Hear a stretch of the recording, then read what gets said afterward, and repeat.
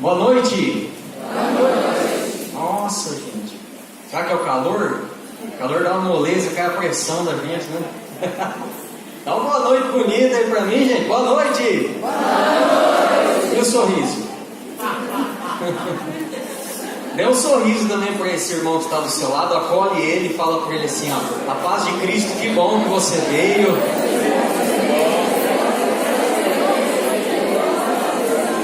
Dá uma olhadinha para trás, dá dando a mão para o irmão que está atrás, assim, fala: oh, que prazer.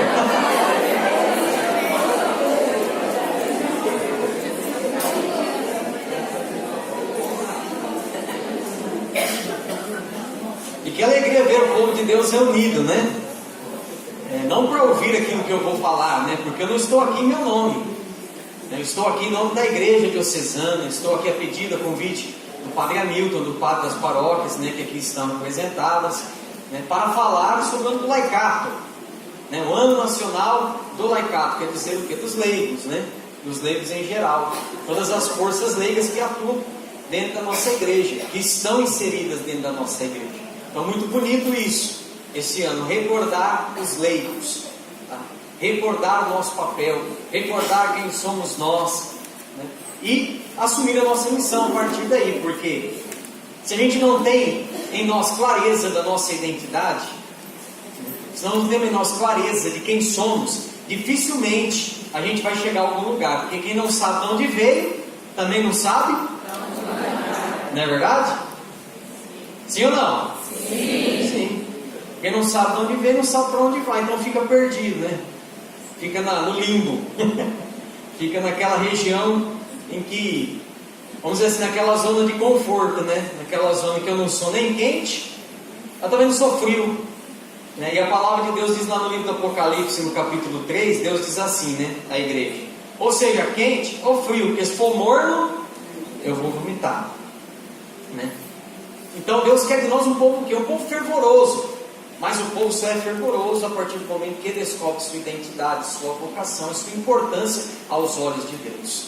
Então a igreja quer nos recordar isso nesse ano do laicato. Eu sei que a gente já fez aqui uma Lexio Divina, não é que eu vou fazer o outro, meu padre. Mas eu queria iniciar com a reflexão do tema do ano do laicato, que é sal da terra e luz do mundo.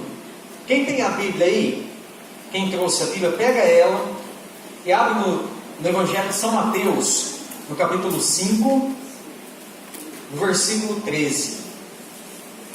Quem não trouxe a Bíblia não tem problema, tá? Evangelho de Mateus, capítulo 5, versículo 13. Ó, catequista, hein? Tá achando o livro de Mateus aí, catequista? Mateus, capítulo 5, versículo 13. Se o teu amigo, o teu irmão aí do seu lado está sem a Bíblia, convida ele a acompanhar com você.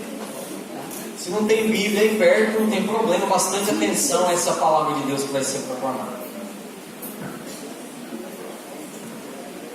Todo mundo achou? Sim? Pode ir? Então vamos lá. Vós sois o sal da terra. Se o sal perde o sabor, com que lhe será restituído o sabor?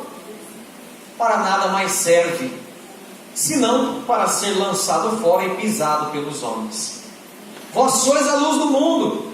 Não se pode esconder uma cidade situada sobre uma montanha, e nem se acende uma luz para colocá-la debaixo de um móvel, mas sim para colocá-la sobre o candeeiro, a fim de que brilhe a todos os que estão em casa. Assim brilhe vossa luz diante dos homens, para que vejam as vossas boas obras e glorifiquem o vosso Pai que está no céu. Palavra da salvação. Glória a vós, Senhor. Só por um instante eu queria que você que tem a Bíblia, relesse esse texto. Quem não tem a Bíblia, se puder baixar a cabeça ou fechar os olhos e pensar nos versículos que mais te chamaram a atenção. Releia o texto. Sinta que Deus está falando com você nesse texto bíblico. Deus está falando conosco nesse ano do laicato através desse trecho da Bíblia.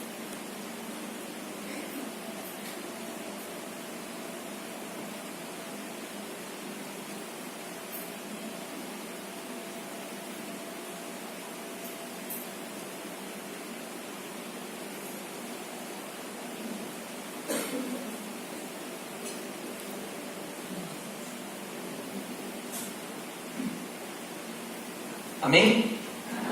E aqui uma pequena reflexão eu quero fazer sobre essas duas coisas que nos chamam a atenção a igreja neste ano: sal da terra e luz do mundo. Todo mundo aqui cozinha, já cozinhou ou cozinhará alguma coisa na vida, né? Sim ou não? Todo mundo sabe cozinhar aqui?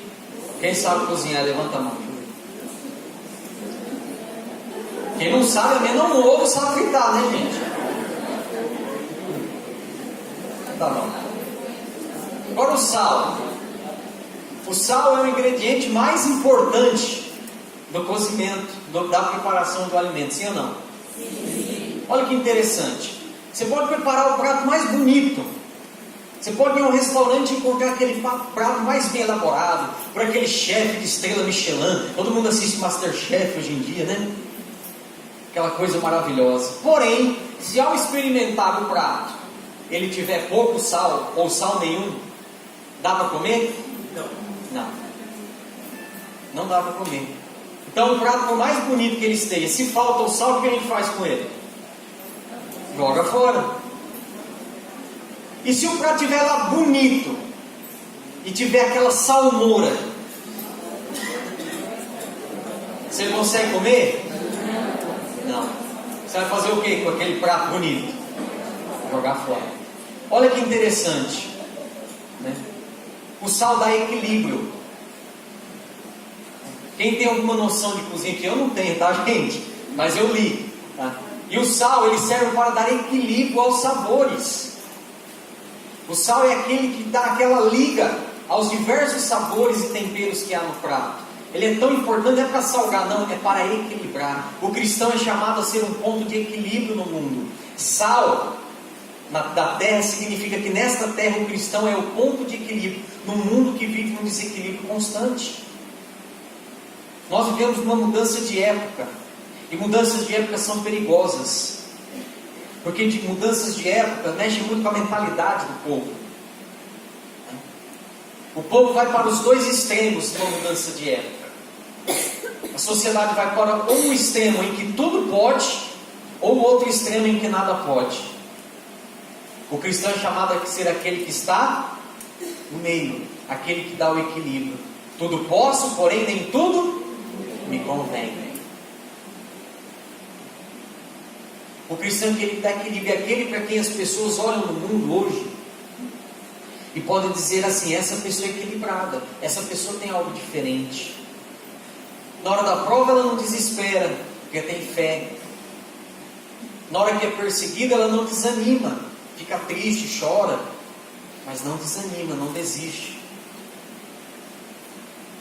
Ser um ponto de equilíbrio em todos os lugares em que você está. O cristão é chamado a ser aquela pessoa que se torna referência de gestos, palavras e atitudes. Referência. A outra coisa é a luz. Jesus disse que nós devemos ser luz. E por que serve a luz? Para iluminar? Mais do que isso, quando você está na tua casa, que está aquela escuridão, você acende a luz para quê? Para mostrar o caminho. A luz serve para indicar o caminho, para mostrar por onde nós devemos andar, para você não correr o risco de rebentar o dedinho na quina do sofá. Se você acordando de manhã chutando o pau da cama, que delícia. Acordar no meio da noite para ir no banheiro, deixar o dedo na quina da... né? Ou seja, a luz é aquela que indica o caminho. Mais do que isso, a luz é aquela que nos ajuda a desviar dos obstáculos que encontramos diante do caminho. Cristão, leigo, hoje é chamado pela igreja, por nosso Senhor, através da palavra, a ser a luz que indicará aos homens o verdadeiro caminho, o caminho que leva à salvação. Ainda mais, a ser a luz que vai ajudar os homens e as mulheres desse mundo a desviarem de tantos obstáculos que querem tirá-los do caminho de Deus. É tanta ideologia, né, Fábio? As pessoas se esquecem de Deus, do Gênesis, né? Do Gênesis, da origem. Origem é Gênesis. Quem não sabe o que eu falei no começo, quem não sabe de onde vem, não sabe para onde vai. Não tem origem, quer dizer, não tem Gênesis, não tem começo. Começa a recorrer a ideologias. Ideologia de gênero, e aí vai. E nesse mundo tão cheio de obstáculos, a fé cristã, tão cheio de relativismos, tudo pode, o importante é que eu seja feliz. O cristão leigo hoje é chamado a ser uma luz. Uma luz que brilha no mundo de escuridão, onde as pessoas estão perdidas, desequilibradas. Há muitos mestres falando hoje, sim ou não? Sim ou não? Sim. Tem muitos mestres, porém, só um mestre vai conduzir, só um pastor vai conduzir suas ovelhas em segurança ao redil, que é Jesus. E nós devemos ser a luz que vai ajudar as pessoas a enxergar Jesus no meio desse turbilhão de coisas que surgem pelo caminho das pessoas, pelos caminhos da vida hoje. Então eu quero que você guarde isso no seu coração, essa reflexão importante para nós. Mais do que simplesmente que passar uma formação, é uma consciência cristã, é um chamado bíblico. É claro que essa vocação aqui é universal, né? Todos, padres, diáconos, leigos e leigas, mas de maneira especial a igreja quer nos inserir nisso. Neste mundo, sal da terra e luz do mundo. Não sou chamado a ser sal da igreja, luz dentro da igreja, também, mas é fora dela que está a escuridão. Para que eu vou acender outra luz onde já está claro? Não é lá, é aqui fora, né? É aqui fora. Quem tem coragem? Qual que é o bairro mais perigoso aqui de Taquaritinga? Ixi, olha o medo de falar que já constrangeu o irmão. Lá em Guaíba todo mundo já sabe que é o João de Barro, né? Geral. É geral? Não, mas tem um que é o top. Não pode? Tem muita gente de lá. Tem muita gente lá aqui.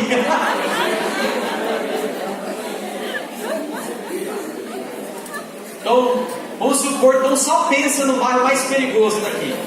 Beleza?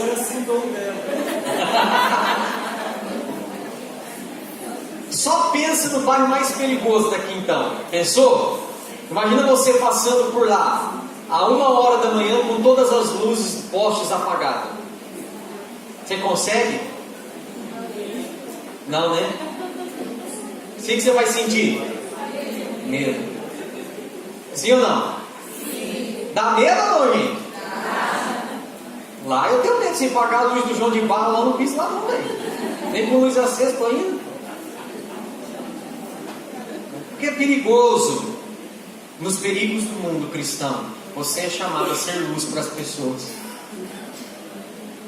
Dizer para ela, ó, ande por aqui, aqui é certo, aqui não tem perigo. Então, dito isso, vamos lá, vamos partir então para isso. Ano Nacional do Laicato. Cristãos, leigos e leigas, sujeitos na igreja em saída a serviço do reino. Vai lá. Hoje falando a catequistas, né? Semana catequética.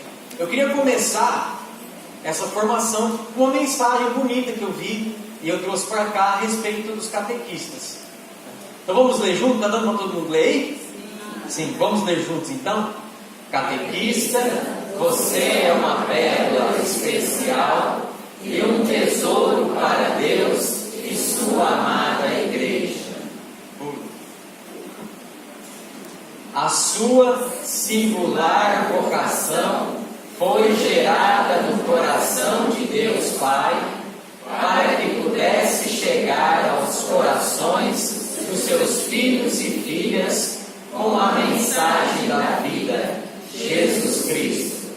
Catequista, você não é apenas um transmissor de ideias, conhecimentos, doutrina ou, mais ainda, um professor de conteúdos e teorias, mas é um canal da experiência viva, do encontro intrapessoal com a pessoa de Jesus Cristo.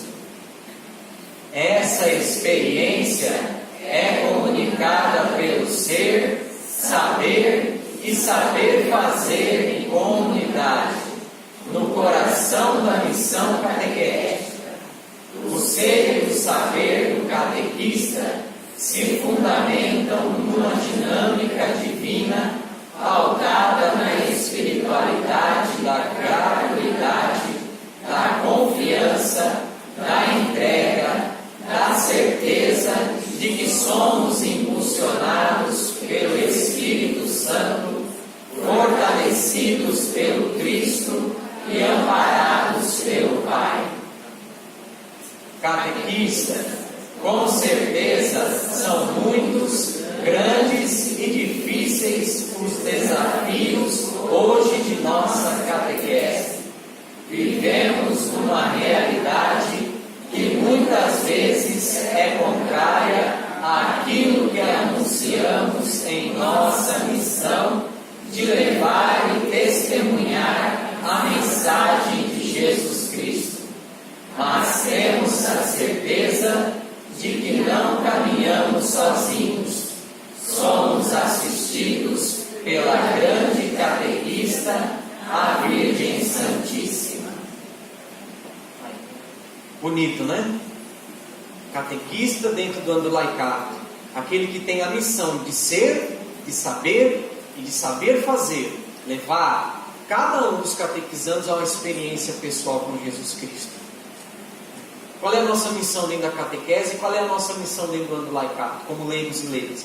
É levar cada uma daquelas pessoas que chegam até nós a uma experiência pessoal com a pessoa de nosso Senhor Jesus Cristo. Essa é a nossa missão. E hoje nós não podemos mais pressupor, como a gente pressupunha antigamente, de que as pessoas chegavam até nós já tendo algum conhecimento, sabendo rezar um Pai Nosso, uma Ave Maria. Quantas crianças, quantos jovens, quantos adultos chegam sem saber nada, sem saber o que é um Pai Nosso e uma Ave Maria. Estou falando a verdade ou mentira? Verdade. Quantas crianças não recebem em sua casa o alimento da fé? Hoje, muito mais do que uma missão de confirmar, antigamente se falava na igreja, padre, a fé vem junto com o leite da mãe, A fé vem com o leite, quer dizer, a mãe amamentava e já educava o filho na fé. Hoje em dia é assim? Não é mais. Hoje nem educação vem mais junto com o leite, As mães vai despejar os filhos na escola, que quem tem obrigação hoje da educação para os filhos é o professor, Às vezes quem vai ali fazer alguma coisa pelas questões, pelos problemas dos jovens, das crianças, é a rede pública, são os professores. Eu tenho 2 amigos professores, um professor de história e um professor de química. Muitas vezes eu converso com eles sobre essas realidades, que eles têm que sentar e ouvir jovens desabafarem, ajudá-los com os seus problemas sem julgar, porque dentro de casa eles não recebem, e muito menos a fé. Não sabem nada de Jesus, da Bíblia, da igreja, da fé. Não sabem fazer uma oração, não sabem quem é Deus, quem é nosso Senhor.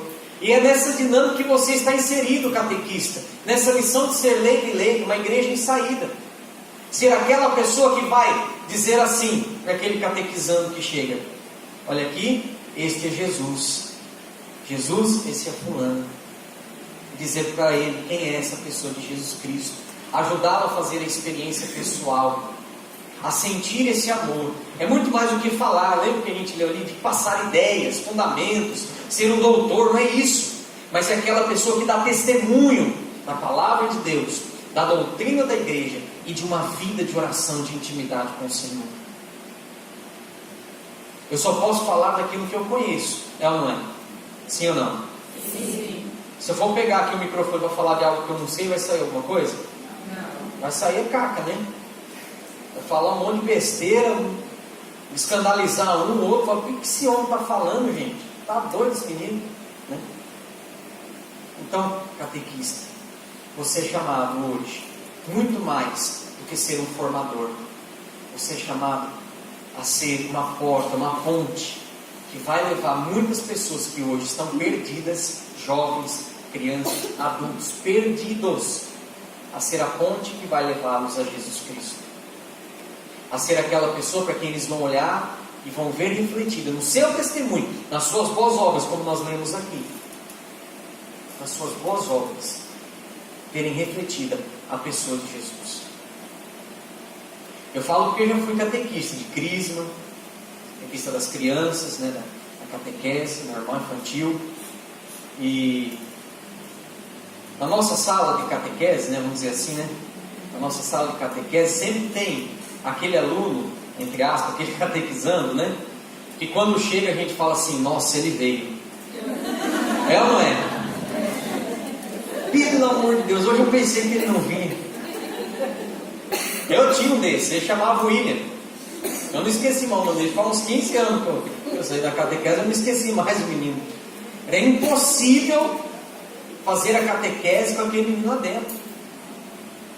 O menino batia nas outras crianças, faltava bater em mim, subia, derrubava a carteira, rasgava os livros dos outros, os cadernos, roubava as canetas, xingava, brigava, gritava, esperneava, chorava. E eu não sabia mais o que fazer. Sabe o que eu comecei a fazer? Eu comecei a esperar ele chegar toda vez na porta. E toda vez que ele chegava, eu falava assim: William, que bom que você veio, me dá um abraço. Aí eu abraçava ele, beijava ele. Falava: ainda bem que você veio, fiquei te esperando. E às vezes ele chegava atrasado, né? E eu não começava enquanto ele não chegava. Sabe o que aconteceu com esse menino? Se tornou o melhor catequizando que eu tinha. Prestativo. Demorou! Mas foi. Mas eu insisti. Porque sabe o que falta hoje para as pessoas? Testemunho do amor. Testemunho de Jesus Cristo. Deus é amor. Primeira epístola de João. Deus é amor. Então, catequista, você é chamado a ser este sinal. Mais do que formar ideias e conceitos, é formar cristãos. E cristão só se forma de uma forma. Cristão só se forma no encontro com Jesus Cristo. Não tem outro jeito. Quem não encontra, quem não dá de frente, é uma trombada. Quando a gente encontra com Jesus, é que dá uma trombada de carreta. Aí explode, voa caco, vem um trem. Quando a gente encontra com Jesus é assim, né? A gente dá de frente, a nossa vida despedaça, vira um rolo. Jesus põe a gente de ponta cabeça, mexe com a gente, com o nosso interior, e depois reconstrói a gente de uma maneira nova. É este encontro que muda e que transforma. Cristãos leigos e leigas, vocês são chamados hoje no mundo a ser esse sinal, essa testemunha desse encontro transformador com Jesus Cristo. Amém? Amém. Então, o Ano Nacional do Laicato, a igreja nos convoca, né, a este ano. E aí a gente pode dizer assim: nossa, até que enfim a igreja lembrou dos leigos. Tenho certeza que tem alguém que pensou assim. Sempre tem alguém que pensa: nossa, até que enfim a igreja lembrou dos leigos, né? Ah, a gente estava esquecido aqui. Não, pelo contrário, a igreja nunca se esqueceu de nós, amém? Amém. Desde o Concílio Vaticano II. Vou ver se eu consigo falar o nome do documento aqui, pastor, ajude eu se eu souber. Documento Lumen Gentium e o Apostolicam Actuositatem. Oh! Negócio de latim é difícil, tá? Já falava desde lá na década de 50, né? No final do concílio, sobre o papel do leigo e da leiga neste mundo, na igreja, revolucionando, né? Depois, na década de 80, o sínodo dos leigos, reuniu todos os bispos, né? Leigos e leigos participaram do sínodo sobre o leigo, e no final desse sínodo, em 1988, o grande documento, né, do Papa São João Paulo II, Christe Fidelis Light, não é nem o zero nem o diet, é o light, Christe Fidelis Light, tá? Que vai ter muita gente, vai falar muito sobre esse documento aqui. Inclusive o Ano Nacional do Laicato 2018 está comemorando os 30 anos desse documento, em que, né, o Papa, através do sínodo dos bispos, trouxe à tona o verdadeiro papel, a verdadeira identidade do cristão leigo e leiga dentro da igreja. Então a igreja, não é que a igreja lembrou dos leigos agora, não. Sabe o que a igreja está fazendo? É ajudando os leigos a lembrar o papel deles. Porque o Papa tem que até falar, Papa, não é que às vezes a gente é relaxado, né, os leigos são desobedientes, a gente é esquecido. A gente é mais esquecido que relaxado, a gente se esquece do nosso papel, a gente esquece de ler, de se formar, de ser um cristão consciente, e aí vai perdendo a identidade. O que é que eu estou fazendo aqui? Será que eu estou aqui só para ajudar o Papa? Será que eu estou aqui só para isso? Qual que é o meu papel? Será que é só vir na missa? Será que é só receber os sacramentos? Será que é só a catequese, que é importantíssima, claro? Tudo isso é muito importante, mas aí não está o centro da vocação laical. Tudo isso faz parte, mas o centro está em outro lugar. A igreja quer nos recordar. Porque se a gente não tiver consciência disso, e não souber qual é a nossa verdadeira identidade, meu irmão, nós corremos o risco de ver o nosso mundo se acabar. De ver a fé se acabar no coração das pessoas. O ateísmo está em alta. Hoje em dia falar que não acredita em Deus é moda. O relativismo está em alta. Eu acredito no que eu quero, eu faço o que eu quero, o importante é que eu seja feliz. O relativismo está em alta. E aí? Quem é? Sou eu. Olha para a pessoa que está do seu lado e pergunta para ela assim: quem é você? Quem é você? Diante de tudo isso, quem é o leigo? Afinal de contas, olha a pergunta, ó. Afinal de contas, qual é o papel dos leigos no corpo místico de Cristo? Qual é o corpo místico de Cristo? Nos ensina São Paulo, 1 Coríntios capítulo 11. É a igreja. O corpo místico de Cristo é a igreja. E nós somos seus membros. Cada um no seu lugar. Agora, qual é o meu lugar? O pé não pode fazer o papel da mão. E nem a mão o papel do pé. O pé não pode dizer para o olho: eu sou mais importante que você. Pode? E nem o olho dizer para o pé. Porque o pé sem o olho não vê para onde vai. É ou não é? E o olho sem o pé vê, mas não vai. Então, afinal de contas, né, quem sou eu? Vamos lá. A igreja vai responder para nós. Lá no Concílio Vaticano II.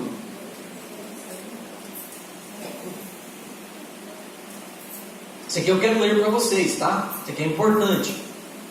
O Concílio Vaticano II diz claramente, qual é o papel do leigo? Olha lá. É própria e peculiar dos leigos a característica secular. Vixe, já começou a falar palavrão. O que é secular? Vem de século, quer dizer, estar inserido no tempo, no momento contemporâneo. A característica secular é peculiar dos leigos, ou seja, está inserida na realidade desta época. Depois nós vamos entender isso a fundo. Por vocação própria, compete aos leigos, olha que bonito isso, ó, por vocação. Por vocação própria, compete aos leigos procurar o reino de Deus, tratando das realidades temporais e ordenando-as segundo Deus. Ou seja, as realidades temporais, tudo aquilo que a gente faz dentro do tempo. Hoje em dia a gente reclama que não tem tempo, né? Tem sim, viu? Então o que a gente faz dentro do nosso tempo? A gente fica em casa dentro do tempo do nosso dia, sim ou não? Algum momento a gente vai para casa, sim ou não? Sim. A gente vai para o trabalho em algum momento do nosso dia, sim ou não? Sim. A gente convive ou tem momento de lazer, de festa, de confraternização com amigos ou família dentro do tempo, sim ou não? Sim. Então o nosso papel é o quê? É ordenar todas essas coisas segundo Deus. Segundo Deus. Segundo o Evangelho do nosso Senhor Jesus Cristo. Olha lá. Vivem no mundo. Como diz Jesus, né? Eles estão no mundo, mas não são do mundo. Nós não pertencemos a este mundo. Esse mundo que eu digo não é o chão onde nós estamos, que vocês entendem, né? Mas é exatamente essa filosofia, essas ideologias, essa maneira de viver não cristã, que muitas vezes vigora como sendo lei hoje, como sendo a esse extremo, né? São os dois extremos hoje da humanidade. Se valoriza tanto o humano que se justifica os próprios erros, né? Pode errar, pode, né? Desculpe às vezes a vulgaridade, mas é sexo à vontade, é fazer beber, usar drogas à vontade. O importante é ser feliz. Então é esse extremo, tá? Então nós vivemos dentro disso aí, gente, e temos que ordenar essas coisas segundo Deus. Vivem no mundo, isso é, mas não são dele. Isto é, em toda e qualquer ocupação e atividade terrena, e nas condições ordinárias da vida familiar e social, com as quais é como que tecida a sua existência. São chamados por Deus para que aí, exercendo o seu próprio ofício, guiados pelo Espírito Evangélico, concorram para a santificação do mundo. Vixe! Olha que peso. De quem é a vocação de santificar o mundo? As realidades temporais fala assim, minha. Ficou com medo de falar? Bate no peito e fala assim, é minha vocação. E isso é bonito, gente. Ah, Léo, eu acho que isso é papel do padre. Não é. Qual é o padre que vai trabalhar no tempo esse todo dia? O padre está dormindo lá na tua casa? É o padre que participa dos teus círculos de amizade? Não. Somos nós, né? Lá nós somos chamados, a igreja também, a santificar o mundo. A partir de dentro, como fermento. Ou seja, às vezes a gente é o único lá na nossa empresa, às vezes é o único dentro de casa que está vivendo a fé, buscando, mas é o fermento. Aos poucos, o fermento leveda toda a massa. E como o sal também, né? O sal, uma pitadinha. O sal é tão importante que até no doce usa o sal, gente. Olha só. É ou não é? Quem faz doce? Quem já fez bolo aí? Não tem que jogar uma pitadinha de sal? Tem, né? Para realçar o sabor do doce. Olha que coisa interessante, né? Eu não sabia disso não. Olha que coisa bonita. Olha lá. E deste modo manifestem Cristo aos outros, antes de mais, pelo testemunho da própria vida, pela irradiação da sua fé. Fé. Vamos entender fé aqui, viu? Fé não é aquele romantismo que nós temos na cabeça. Ah, eu acredito em Deus. Deus para mim é tudo, né? Quem crê, por crer, São Tiago vai dizer assim, né? Até os demônios creem e temem a Deus. A fé que nós recebemos da igreja. Eu creio, mas eu creio em quê e por quê? A igreja nos ensina. E a gente renova a nossa fé em toda missa dominical, em toda celebração dominical, né? Creio em Deus Pai Todo-Poderoso. Então, essa fé que nós recebemos da igreja aqui, nós temos que irradiá-la. Esperança e caridade. Portanto, a eles compete, especialmente, iluminar de tal modo as realidades temporais a que estão estreitamente ligados, que elas sempre sejam feitas segundo Cristo e progridam e glorifiquem o Criador e Redentor. Olha lá. Lumen Gentium, artigo, né, parágrafo 31. Lumen Gentium, olha que bonito, né? Essa citação, guardem isso. É um resumão de qual é o papel. Então, qual é o meu papel? Qual é a minha vocação? Nossa vocação é secular, é estar neste mundo, irradiando a fé que nós recebemos da igreja, ser luz, santificar e ordenar todas as coisas para Cristo, para Deus, segundo Deus. Todas as realidades sociais. Nós não podemos querer jogar isso por clero. Eu acho que isso é papel do padre. Quem tem que ir lá, meu serviço lá, falar de Deus é o padre. O padre tem que ir lá dar uma bênção, viu? Né? Assim, padre, o senhor está precisando lá da minha empresa, dar uma bênção lá, padre. A coisa está feia. Tudo bem, a bênção do padre é importante, mas mais importante ainda é você está dando testemunho de Jesus lá dentro. Você fala de Deus, pela sua vida, pelo seu modo de se comportar, as pessoas vêm irradiar a fé. Vou além, vou ser ousado, viu, padre? Depois nunca mais vão chamar eu para vir aqui. Quem gosta de política aqui, levanta a mão. Por que você não gosta de política? Hã? Pode falar alto, gente, não precisa ter vergonha não. Por que vocês não gostam de política? Sujeira, podridão, corrupção, tem tudo isso? Tem, né? Tá. A política não está dentro da realidade temporal do nosso século, sim ou não? Sim. Então a igreja está dizendo, e quem é o dever de mudar essa realidade? Fala minha. Sim. O padre não pode se candidatar. Se o senhor se candidatar aqui a prefeito, vai acontecer com o senhor, padre? Deixa de ser padre. Suspense de ordem temporariamente. Está vendo aqui, ó? Porque não é próprio da vocação dele. A vocação do padre dentro da igreja é outra. Além de tudo aquilo que ele tem da vocação própria, dos cuidados, o cuidado com a comunidade paroquial, com toda a orientação de todo o povo de Deus, pastorais, movimentos, serviços, catequese, confissão, distribuição dos sacramentos, missas dominicais, além de tudo administrador, a empresa tem funcionário, tem que prestar conta ao governo. É uma loucura, né, padre? Tanto que os padres estão sofrendo hoje, gente, muito, de uma síndrome chamada síndrome de burnout. Já ouviram falar? Do esgotamento psicológico pelo trabalho. Esgotamento. Inclusive nós tivemos agora, não sei se foi no sul, se foi no norte, o caso de um padre que se matou. No Ceará, se suicidou. Por quê, gente? Por quê? Por causa das muitas atribuições que vão se dando, o padre vai perdendo o viver a sua vocação própria, né, no meio de tudo isso. E desculpe falar, muitas vezes, não estou dizendo que a culpa é nossa, mas muitas vezes porque nós cristãos leigos não temos a coragem de assumir o nosso papel, dentro e fora da igreja.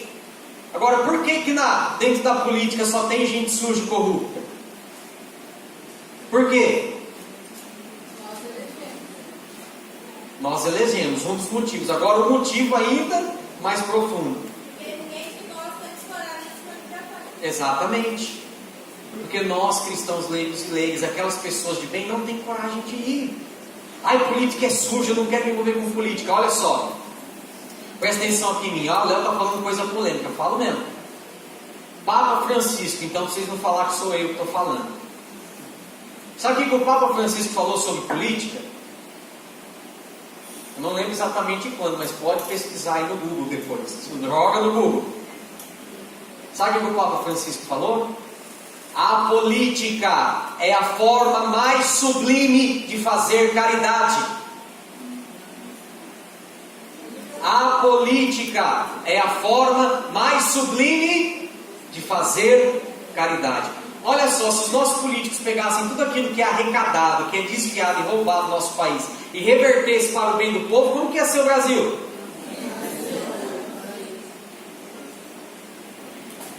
Eles têm o poder de fazer o bem. Agora, se a gente deixa só para os maus, se a gente joga tudo isso só para os corruptos e deixa na mão deles, quando isso vai mudar?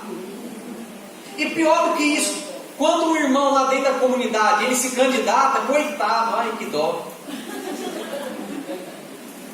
Quando ele se candidata, a gente já fala assim, ah lá, eu sabia, ele estava vindo muito na missa. Quando ele entra, a gente deixa de dar apoio, a gente fica esperando para ver se ele vai pisar na bola. E aí ele se perde mesmo, porque não tem o apoio da comunidade, às vezes é criticado. Nós temos que apoiar, amém?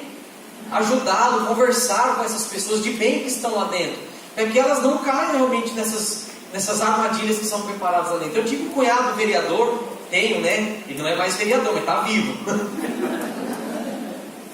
E só Deus sabe o que passou, né, amor? Ficou doente com gastrite, síndrome do pânico. Síndrome porque não quis entrar no esquema de corrupção.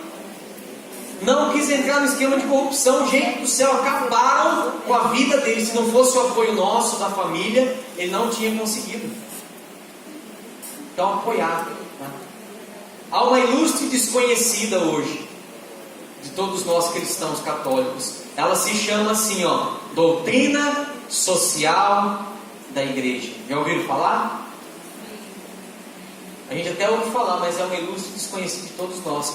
Este ano do laicato é uma proposta da igreja CMBB que em todas as comunidades, em todas as dioceses do país, se estude, se forme os leigos na doutrina social da igreja, para que saibam a sua importância dentro da política, dentro da sociedade, para transformar este mundo. É lá que está o poder de transformar essa realidade, amém? E nós não devemos ter medo de entrar, nós temos que entrar para mudar, como cristão, como sal da terra e luz do mundo. Então vamos para lá, vamos mais para frente. Teologia do laicato. O que é isso? Vamos entender. Então, antes de a gente chegar a toda essa conclusão que eu falei aqui para vocês, o cristão leigo, ele era definido dentro da igreja por aquilo que ele não era. Não é que antes do Concílio Vaticano II não se tenha falado sobre leigos. Sempre existiu leigo e leiga. Amém? Tá? Mas antes o leigo e o leiga era definido mais pelas funções que não tinha. Então o leigo, o que era o leigo antes do Concílio Vaticano? Quem que era? Tá? Ele era aquele que não era padre, não era ministro ordenado, tá? Nem diácono, nem padre, nem bispo, e que não era um religioso consagrado, né? Não era freire, não era madre, não era freira. Então a gente estava meio assim, definido pelo que não era. Depois do Concílio Vaticano II, a igreja nos definiu por aquilo que somos. Tá? Por aquilo que somos. La Lumen Gentium, vendo? E Apostólica Actuositatem. A igreja nos definiu como, que está em vermelho, lê bem alto para mim aí. Como? Sujeito especial. Mais alto. Sujeito especial. O que é isso? Então quem sou eu? Você, leigo, leiga, é sujeito eclesial. Nós somos sujeito eclesial. Tem algum professor ou professora de português aqui? Nenhum? Não? Alguém vai saber. Tá? Sujeito. O que é o sujeito na oração, na frase? Quem é o sujeito? Sujeito é quem pratica a ação. Sujeito eclesial, ou seja, leigo, você é quem pratica uma ação dentro e fora da igreja. Você é uma pessoa, um sujeito ativo na igreja. Você não é aquela pessoa que só vai à missa, que recebe a bênção, muito pelo contrário. Você é aquele cristão, aquela cristã que vai à missa, comunga da palavra, comunga da Eucaristia, recebe os sacramentos, mas a partir daí, a partir do envio, ide em paz, você é aquele que atua como igreja no mundo. A igreja não é a nossa concentração aqui durante a missa, é isso também, mas não se resume a isso, porque se fosse só isso, né, padre? Não tinha o id no final, né? Senão no final o padre falava assim, né? Ficai em paz. Vamos ficar aqui, coisa boa. Que nem Pedro, Tiago e João quando foram para Jesus com o Monte da Transfiguração, Monte Tabor, né? Ô Senhor, vamos montar a tenda, tá bom aqui. Jesus vai dar um chute, não, desce daqui, rapaz, aqui. A gente já viu o que tinha que ver aqui, agora vamos lá para baixo. Que montar a tenda, e às vezes assim, às vezes o leigo, né? Se perde na sua vocação por causa do ativismo dentro da igreja. Assume tanta coisa para fazer dentro da igreja, né? A gente costumava falar lá em Guarulhos assim, tem gente que vem tanto na igreja, está faltando colocar só o colchão de Papa Santíssimo. Está botando um colchão dentro da capela do céu para dormir lá. Não é isso, é sujeito eclesial sim. Você é chamado a fazer uma ação como igreja, mas essa ação, ela se dá dentro da igreja sim, mas ela é principalmente dada fora da igreja. Onde você passa o maior tempo da sua vida, Lei? Dentro ou fora da igreja? Se tem alguém que está falando assim, aqui dentro, está errado. Está errado. A não ser que você seja secretário paroquial, né, que fica dentro da igreja. Aí você fala assim, não, eu passo a maior parte dentro da igreja. Não, está errado, meu irmão. Nós temos aqui dentro da igreja sim, a nossa missão, catequistas, líderes, e temos que cumprir essa missão com fidelidade, mas é saindo daqui e lá fora, onde nós vivemos a maior parte do nosso tempo, ser igreja lá, ser sujeito eclesial lá. Olha que lindo isso, gente. Igreja de nosso Senhor no mundo. Já é o contrário do padre. O padre fica a maior parte do tempo onde? Na igreja. Essa igreja em saída que o Papa Francisco pede não é para os padres. Oh, padre, vai, eu sei. Não é isso que o Papa quer dizer, o padre sumir da igreja. Agora ninguém vê o padre mais dentro da igreja. Não, mas é para nós, gente. Por isso que hoje a CMBB está dizendo, leigo, leiga, relembra quem é você. É você que é chamado a ser orientado pelo teu pastor, que é o padre. Os diáconos, orientados, conduzidos com eles, junto com eles, a ser igreja em saída. Deixar de lado essa pastoral de manutenção. Nossa, Léo, mais palavrão, né? O que é pastoral de manutenção? Pastoral de manutenção é assim, ó, é aquele negócio assim, ah, tá bom, tá dando certo, vamos deixar assim, né? Tá dando certo para nós, mas e para o mundo hoje? Tá dando certo? Não! Sai, vem aqui, se abastece, cumpre o teu papel, serve como ministro, eucaristista, ordenado, a palavra, como catequista, mas sai daqui e leva para o mundo. Toda vez que Jesus tinha um encontro, e esse encontro era avassalador, né, com alguém, e essa pessoa tinha aquele choque, era curada, era liberta, era transformada, era perdoada. Logo após esse encontro maravilhoso, todo mundo queria ficar com Jesus, é ou não é? E o leproso queria seguir Jesus por onde ele ia, e a mulher lá perdoada e queria estar com Jesus. O que Jesus falava? Vai em paz, a tua fé te salvou. Vai, Jesus, sorte de mim.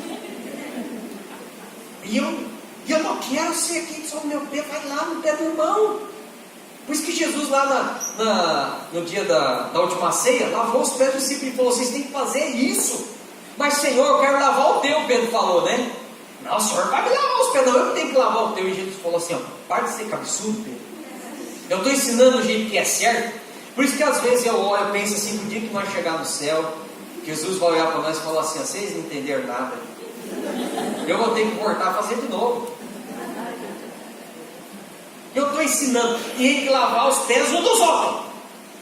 É do outro. A gente acha, eu vou servir a Deus dentro da igreja. Não é assim que a gente fala? Sim ou não? O cristão na igreja, não é isso que a igreja quer de nós. Porque a gente não serve a Deus. Deus não precisa de serviço de ninguém. Deus tem alguma necessidade? Nós somos servos de Deus, como São Paulo quer dizer, né? São Paulo, quando ele fala servo de Cristo, ele usa uma palavra grega, doutos, que significa escravo, propriedade, que nós somos propriedade de Cristo. Nós estamos cumprindo a ordem de Cristo, e Cristo nos manda servir os irmãos. Quando o jovem rico chegou lá diante de Jesus no Evangelho de Lucas, falou assim, bom mestre, chegou puxando o saco, né? Medão de levar um ovo. Bom mestre, o que devo fazer de bom para alcançar o reino? Ele já estava pronto, ele sabia que Jesus ia falar para ele cumprir os mandamentos. Ele não era besta, ele era formado, inteligente, né? Jesus também conhecia a lei, a palavra, sabia, é preciso cumprir os mandamentos. Jesus falou sim ou não? Cumpre os mandamentos. E aí ele, faço isso desde a juventude. Aí Jesus pega no ponto-chave. Não é para Deus que você tem que fazer, é para o outro. Vende tudo que você tem, dá ao pobre. E o cara ficou triste, porque ele pensou que era para Deus, e Deus não precisa do nosso serviço, gente. Quem precisa do serviço do cristão leigo hoje, católico, compromissado, desses catequistas maravilhosos que estão aqui hoje, ECC de todo mundo, é o mundo, é a sociedade. Vai lavar o pé, vai ajudar o irmão. Quando a gente for chegar diante de Jesus, no último momento, né, da nossa existência, nós vamos estar diante de Deus. Quem quer ir para o céu aqui? Levanta a mão. Tem gente que meio quer ir para o céu, não está com medo. Vai que Jesus pega já a mão e leva, né? Levanta a mão. Quem quer ir para o céu aí? Olha uma pessoa que está no céu e fala assim para ela, para ir para o céu tem que morrer, viu? Quem quer ir para o céu agora? Agora? Tem que morrer, irmão. Agora tem gente que está sabendo. Agora não, espera um pouquinho. Não vai correr na cadeia para acabar a formação e não uma vez. Mas o dia que nós chegarmos diante de Jesus, Jesus vai separar uns à esquerda, ele disse, uns à esquerda e outros à direita. Aí os que estão à esquerda, eles vão falar assim, longe de mim, malditos, porque eu não conheço vocês. E aí eles vão falar assim, Senhor, mas nós profetizamos em seu nome. Eu era catequista na Sagrada Família de Nazaré. Eu era coordenador do ECC. Aí eles vão falar assim, não conheço você, longe de mim, porque quando tive fome, não me destes de comer. Quando tive sede, não me destes de beber. E aí vai, né? E aos que estão à direita, né? Jesus fala, vinde benditos de meu Pai, tomai posse do reino que vos foi preparado, entrai na festa comigo, porque quando tive fome, me deste de comer, tive sede, me deste de beber, estive nu, me vestistes, estive doente, preso, me visitastes. Eles vão falar assim, Senhor, quando que te vimos nu, quando que te vimos com fome ou com sede? E o que Jesus responde? Quando fizestes isso a um destes pequeninos, foi a mim que o fizestes. Tudo isso é importante, sou catequistas, mas é em vista do irmão. E saber que os famintos não são aqueles que estão na festa. Quem está na festa passa fome? Quem está na festa não passa fome, é quem está fora do banquete. E quem é que está lá fora? Quem é que volta para a sociedade todo dia? Quem é que vai para as empresas todo dia? Quem é que volta para o mundo da política todos os dias? Cristãos, leigos e leigas. Então agora a igreja nos define por aquilo que somos. Sujeitos eclesiais. Pula aí, mano. Beleza, Léo, tudo isso que você falou é bonito, mas é fácil? É fácil ser testemunho de Jesus Cristo, discípulo missionário? Discípulo é aquele que segue o mestre, né? Que está junto com o mestre. E missionário é aquele que é enviado. É fácil ser essa pessoa que tem esse encontro com Jesus todos os dias, na oração, na palavra, na Eucaristia, na comunidade, e parte dali como missionário para evangelizar fora dali? É fácil? Tá fácil aqui em Taquaritinga, gente? Eu vou mudar para cá. Eu vou sair do quarto. Tá difícil, né? Então, olha, constatações desafiadoras, olhando a índole secular da vocação laical. Um grande número de pessoas, ó, primeira constatação desafiadora. Um grande número de pessoas, isso está no documento Christe Fidelis Light, tá? Um grande número de pessoas participa das nossas assembleias dominicais e até participam das pastorais, movimentos, comunidades. No entanto, onde está a atuação profética da maioria desses leigos e leigas do mundo empresarial, do trabalho, da saúde, da educação, acadêmico, da política e etc? Atuação profética. Nós recebemos no nosso batismo, nós participamos, né, no nosso batismo, do tríplice munus de Cristo, né? Munus profético, sacerdotal e régio. Então, nós temos, em volta lá, este munus profético, ou seja, nós temos esse chamado, esse envio profético no mundo. O que faz o profeta? O profeta faz duas coisas: anuncia a verdade e denuncia a mentira. Então, há uma constatação de que não há uma consistência, uma coerência entre a fé que se professa nas assembleias, nas reuniões, e a fé que o povo tem vivido fora de lá. Estou dizendo que é o caso nosso, amém? Mas é o caso de uma grande parte dos cristãos, sim ou não? Todo mundo tem alguém na comunidade que a gente fala assim, dentro da igreja é um santinho, né? Quando sai daqui... E quando a gente faz coisa errada dentro de casa, então, né? Nossa! Sempre tem alguém dentro da casa da gente para falar assim, não sei porque ele vai tanto na igreja. É ou não é? Pois é, então a gente precisa rever. Não é que a gente vai ser bobo dos outros, né? Mas a gente não precisa agir com violência, com estupidez, né? Lembra da campanha da fraternidade. A violência não é só a violência social do roubo, da morte, do assalto, da arma. A violência começa dentro do coração. Na falta de perdão, na falta de paciência, na fofoca, na calúnia, no não saber ser delicado, generoso, compreensivo com o outro. Então, cadê os profetas? Cadê esses cristãos? Por que o mundo está assim? Precisamos de cristãos que sejam profetas nesse mundo empresarial, no seu trabalho, no campo da saúde. Olha aí, gente, está querendo, tanto está se fazendo para legalizar aborto, né? No mundo da educação, tanto essa ideologia de gênero, querem entrar nas escolas. Vocês sofreram, mas vocês estão sofrendo ainda aqui, né? Com esse negócio de ideologia de gênero. Eu sei que aqui em Taquaritinga foi uma luta tremenda, sim ou não? Está tramitando isso ainda? Ou conseguiram? Conseguiram barrar? Graças a Deus, mas foi uma luta, sim ou não? Graças a vocês, atuação profética. Salve de palmas para vocês, gente. Isso é papel do leigo. Claro que o padre está envolvido, o diácono está envolvido, está lá o diácono Wilson, lá, bonitinho lá no fundo. Mas é papel nosso, amém? Pode ir.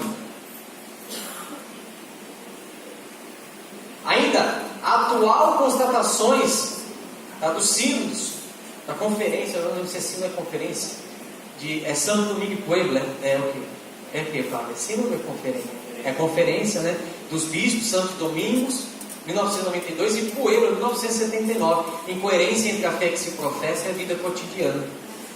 É no dia a dia que nós devemos viver a nossa fé. Catequista, você tem que ser catequista só na sua sala de catequese? Você é catequista todo dia. Todo dia. Todo dia você se depara com alguém que não conhece Jesus Cristo. Que já ouviu falar, mas conhecer nem sua palavra, e nem sua mensagem, nem sua igreja. Só não ama a igreja quem não a conhece. E se não conhece, como diz São Paulo, é porque não tem quem prega. Carta de São Paulo aos Romanos, capítulo 10.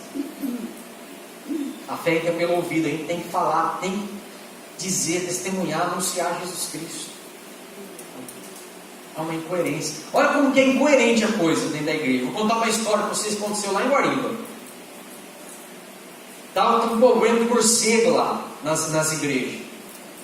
Na igreja nossa católica lá, na igreja presbiteriana, na igreja batista. Os morcegos voando, as mulheres gritando na hora da missa, na hora do culto, e os morcegos cagando tudo na cabeça do povo. Estava um auê. Aí não tinha para o que resolvia. O padre lá teve uma ideia. Falou assim: ó, vamos fazer uma reunião nós três, eu, os senhores pastores, vamos discutir, vamos chegar a um consenso, o que fazer para acabar com esses morcegos. Vamos. Combinaram, se reuniram, né? E depois de muito discutir, o padre falou assim: ó, a gente vai falar, o padre não vai chegar a conclusão nenhuma. Vamos fazer assim. Vamos dar 15 dias para cada um de nós aqui. Cada um de nós vai tentar uma coisa diferente. Daqui 15 dias a gente se reúne. A ideia que deu certo, que conseguiu acabar com os morcegos, a gente adota em todas as igrejas e nós terminamos com essa praga de morcego dentro das igrejas. O pastor falou: tá certo, padre, vamos tentar então. Então, passou os 15 dias, se reuniu lá de novo, o pastor da presbiteriana, da batista e o padre. Aí o padre falou assim, pastor da presbiteriana: e aí, pastor, o senhor conseguiu acabar com os morcegos lá na igreja? Não consegui. Mas o que o senhor fez que não deu certo? Eu fui até a Alemanha, porque eu soube que lá tinha inventado um sistema sônico.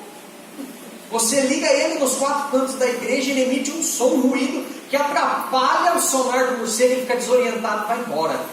Fui lá, comprei esse negócio, instalei na minha igreja, gastamos horrores. No dia que nós ligamos, caiu um raio, queimou tudo, acabou o dinheiro e os morcegos ficou lá. Não deu certo não. Então tá bom. E o senhor pastor da Batista? Também não conseguiu. Mas o que o senhor fez? Como a gente não tem dinheiro igual da presbiteriana, a gente então resolveu fazer o quê? Fazer jejum e oração. Então nós proclamamos um dia de jejum e oração na nossa igreja, aleluia. Aí nós fomos, nos prostramos com o rosto por terra e clamamos a Deus naquela noite: Senhor, muda o coração desses morcegos, converte esses morcegos agora para que eles deixem de atrapalhar o nosso culto. Faz um milagre, Jesus. E aquele clamor na igreja, padre. E aí, não virou nada? Virou. A hora que nós abrimos os olhos, os morceguinhos estavam tudo ajoelhado rezando com nós.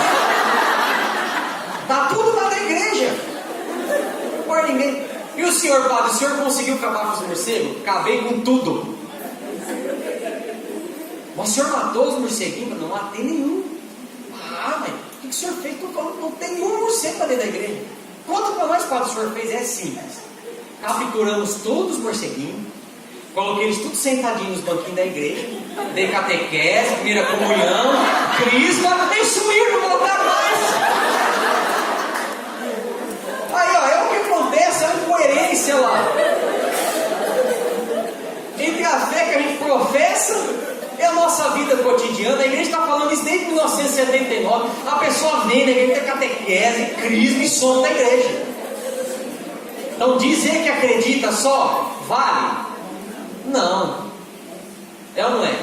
A gente tem que viver. E quem é chamado a viver neste mundo e testemunhar nas realidades temporais essa fé? Somos nós. Então não pode ter essa incoerência aí. Outro desafio, ó, escassa participação laical dos leigos, né, nos movimentos sociais.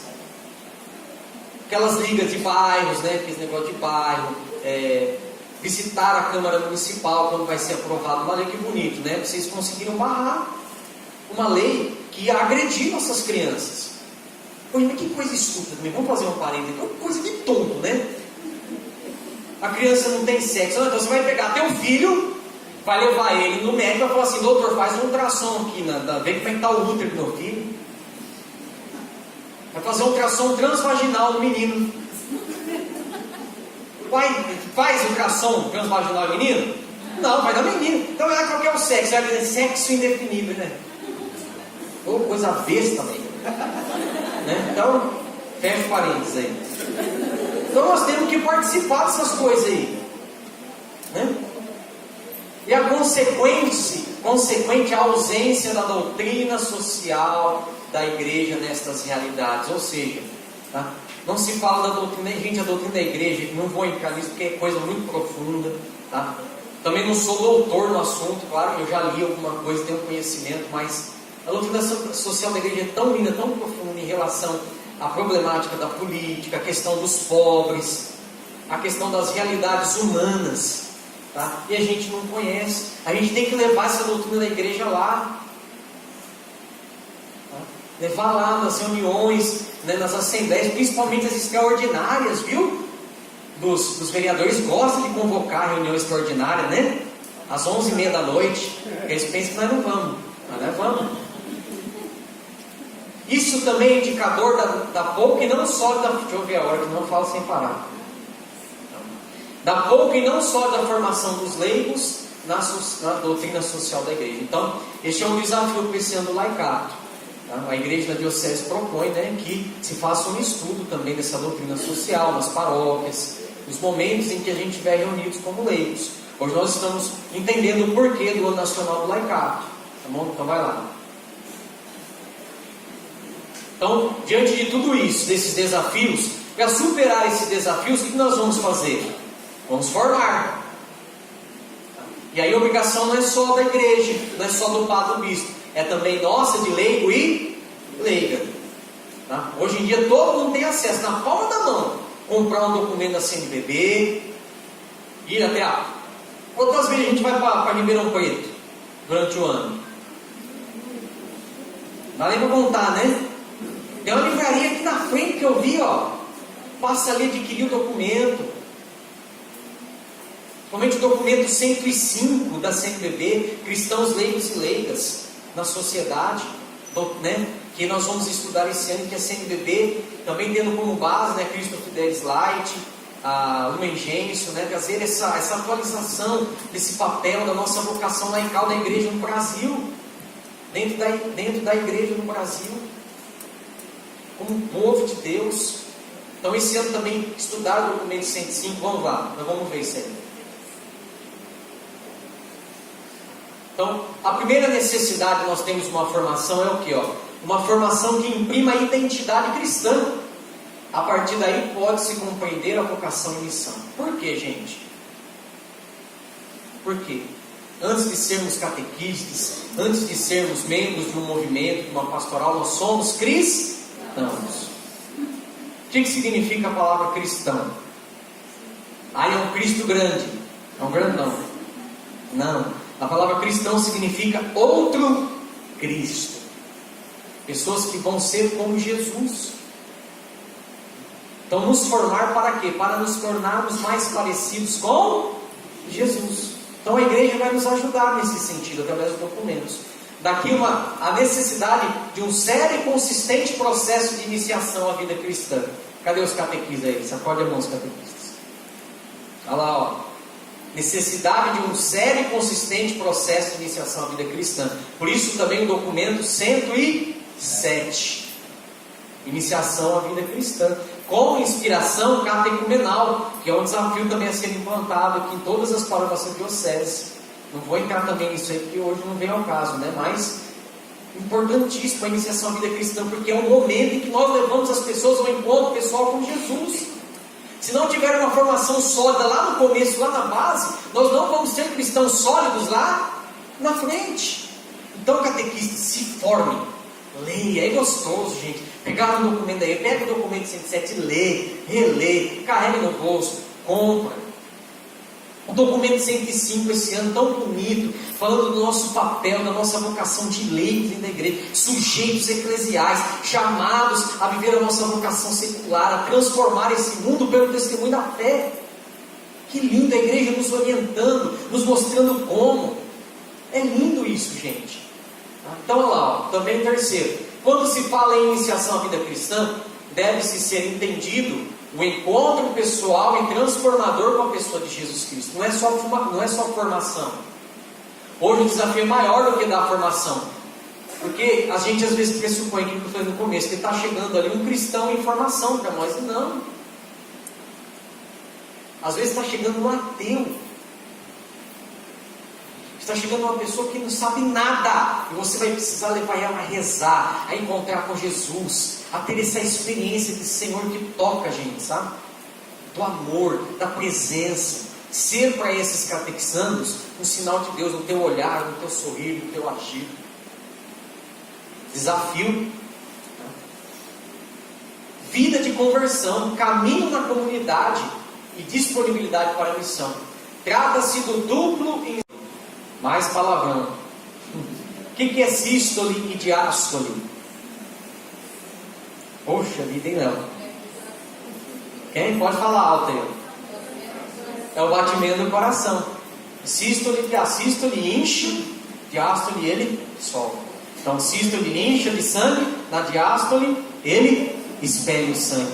Esse movimento a gente tem que ensinar, tem que ser a nossa vida na comunidade. A gente vai para a comunidade, nossos catequizandos vêm para nós falando da nossa realidade.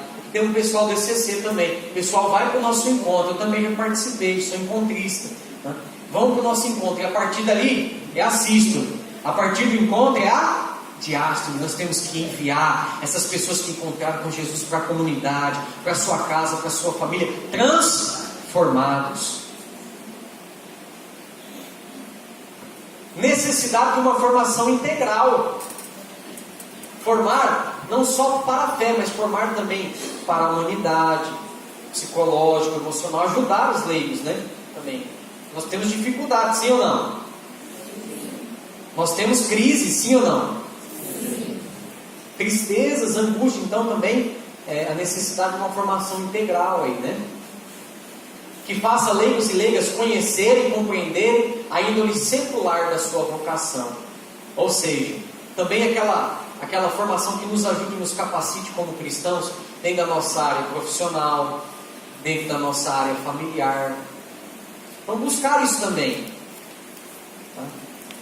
Como ser um pai, uma mãe melhor, como ser um profissional melhor, como ser um cristão dentro da minha empresa, na política.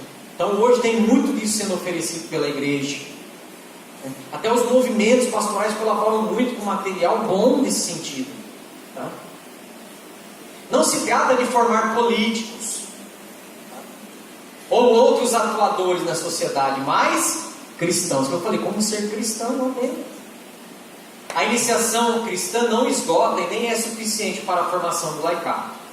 Então não termina na iniciação a vida cristã. Tem gente que passou pela catequese e nunca mais leu nada, nunca mais leu a Bíblia, nunca mais leu um documento, não sabe mais nada.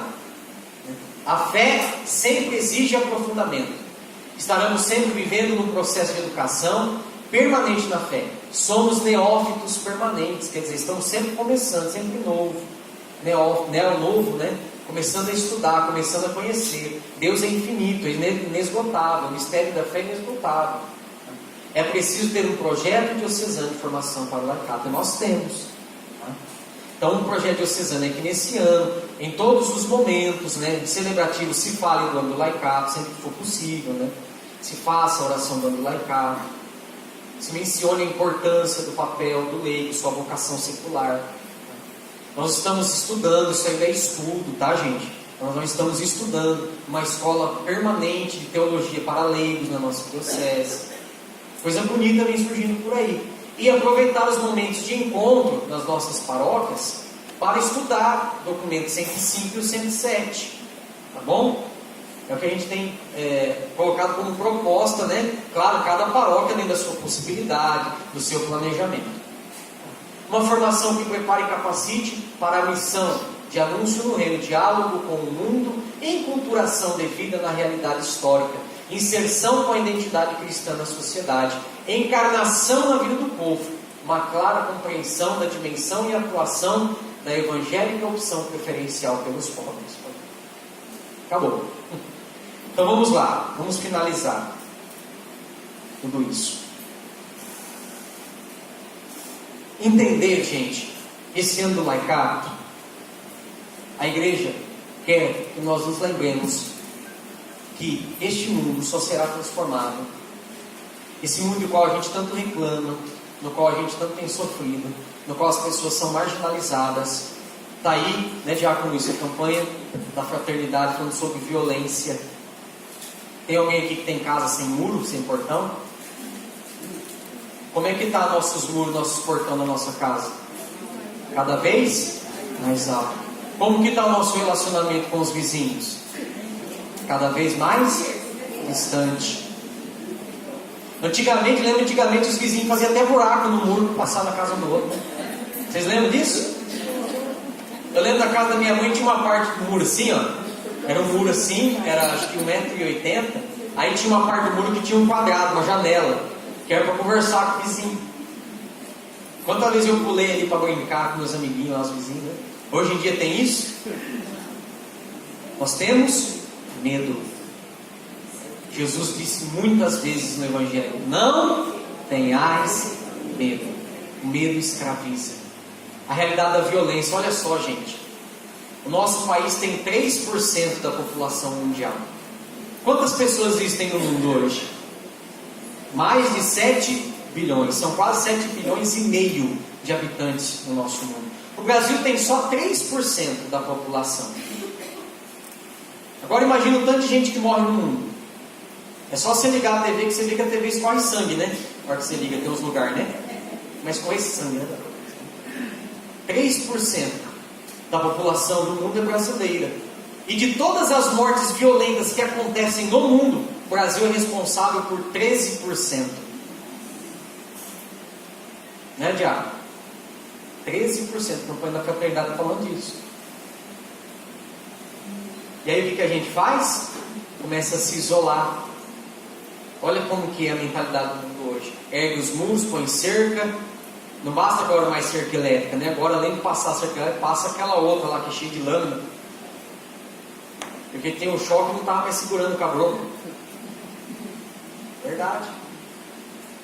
Fecha o portão, põe grade na janela. A gente, em vez de sair combater, mudar essa realidade de violência social, a gente se isola. Os bons se calam, o mal prospera. A igreja está nos recordando hoje, gente. Vamos, cristãos leigos e leigas. Não é preciso muito, não. É começando em casa, é com o vizinho, é no nosso trabalho. Falar de Jesus, ser diferente. Sabe? Não compactuar com o que está acontecendo de errado. Protestar, ser profeta.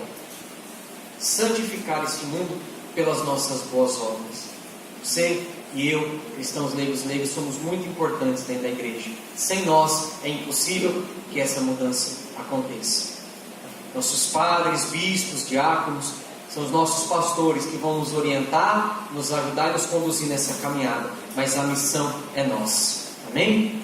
Então vamos aplaudir esse ano nacional do laicato.